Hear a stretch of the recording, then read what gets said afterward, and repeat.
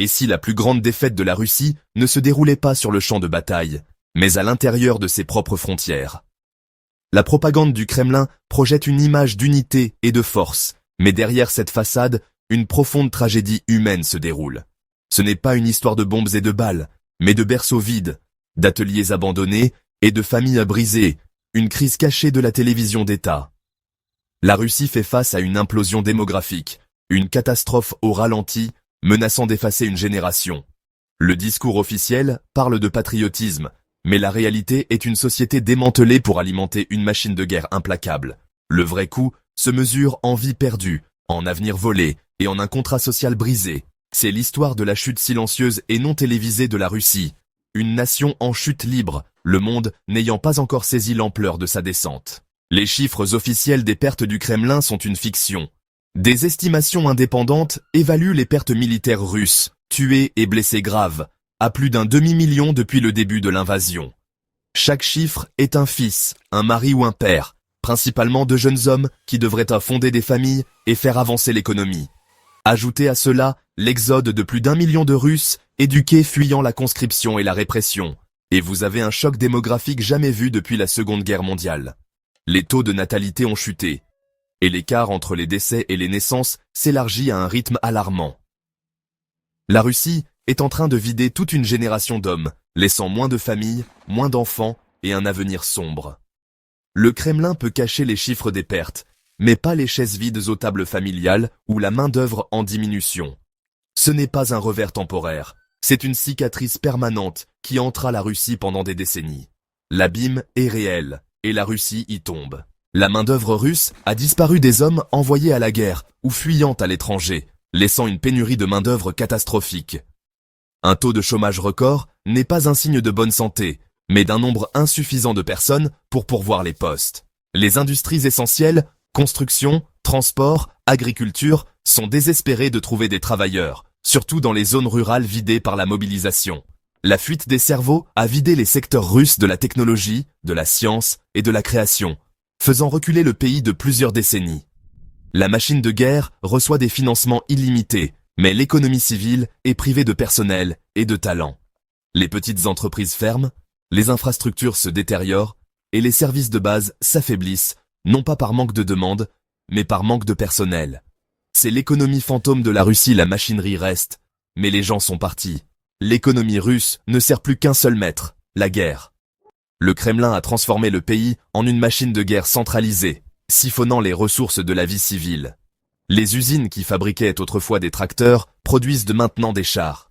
Les entreprises d'électronique grand public fabriquent des pièces de drones. Ce n'est pas de la croissance, c'est une métastase de l'industrie de la défense, alimentée par des dépenses publiques astronomiques.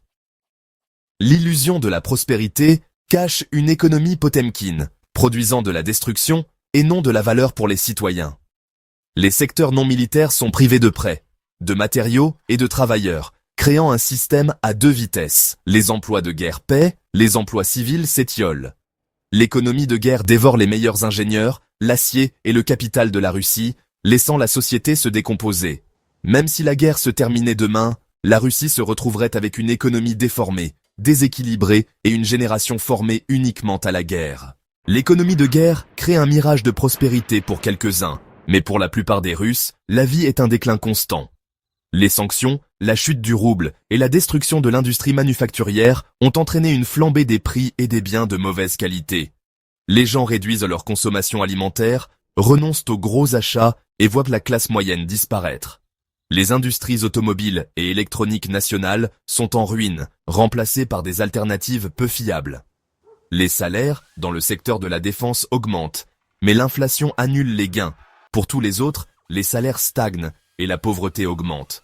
Le rêve d'un avenir meilleur a disparu, remplacé par la survie quotidienne et un sentiment omniprésent de désespoir. La réponse du gouvernement russe à la crise est le déni et l'inaction. L'appareil d'État est uniquement concentré sur la poursuite de la guerre. Il n'y a pas de stratégie pour la crise démographique, pas de plan pour reconstruire l'économie civile, pas de soutien pour les plus démunis. Les technocrates ont été remplacés par des partisans loyaux au Kremlin, ne laissant aucune place à une véritable réforme. Les déclarations officielles vantent des récoltes records et de la croissance, mais omettent que tout cela concerne la fabrication d'armes. Le soutien social est symbolique et dévoré par l'inflation. Le gouvernement refuse de reconnaître la réalité. Toute dissidence est punie, créant une boucle de rétroaction de propagande et de statistiques falsifiées. L'État navigue à l'aveugle, habile à faire la guerre, mais incapable de gouverner un pays. La guerre a brisé des familles russes, laissant une génération de veuves, d'enfants sans père et de mères en deuil. Les compensations d'État pour les soldats tombés au combat sont de l'argent du sang qui déchire souvent les familles. Les jeunes hommes font face à la conscription ou à l'exil. Beaucoup se cachent ou fuient, tandis que ceux qui restent vivent dans la peur. Les jeunes femmes font face à un bassin de partenaires en diminution et doivent supporter d'immenses fardeaux. Prendre soin des anciens combattants blessés, des familles en deuil et élever leurs enfants seuls. La classe moyenne, autrefois symbole de progrès, est en train d'être détruite. Les économies anéanties, les carrières déraillées, les avenirs perdus. Le foyer russe est fracturé, peut-être irrémédiablement. Les conséquences sociales de la guerre touchent tous les aspects de la vie. Les écoles et les hôpitaux s'effondrent à mesure que les budgets sont détournés vers l'armée. Les pénuries d'enseignants et les programmes scolaires militarisés préparent les jeunes au conflit et non à des vies productives. Les hôpitaux sont débordés, les ressources étant transférées aux soldats blessés et un exode massif de professionnels de la santé. L'espérance de vie diminue. La Russie devient plus malade et moins éduquée. Les femmes maintiennent la société ensemble, occupant les emplois laissés vacants par les hommes et soutenant les familles en crise. L'infrastructure physique se dégrade, routes, services publics, logements. Tandis que les fonds sont alloués aux armes. Le tissu social s'effiloche, à la fois métaphoriquement et littéralement, alors que le pays sacrifie son avenir pour la guerre. Au-delà de l'effondrement économique se trouve une crise plus profonde, un traumatisme psychologique collectif. La propagande, la perte et la peur ont créé un climat d'anxiété et de chagrin, avec des millions de personnes souffrant en silence. Le soutien en santé mentale est rare et stigmatisé. Les taux d'alcoolisme, de violence et de dépression augmentent. Les enfants sont les victimes ultimes, orphelins de guerre, grandissant dans des institutions sous-financées. L'État n'offre aucune solution, seulement une culture de sacrifice stoïque et de déni. Le discours officiel d'unité n'est qu'un mince plaquage sur un puits de désespoir. La Russie ne fait pas seulement la guerre à son voisin, elle se fait la guerre à elle-même, et elle est en train de perdre.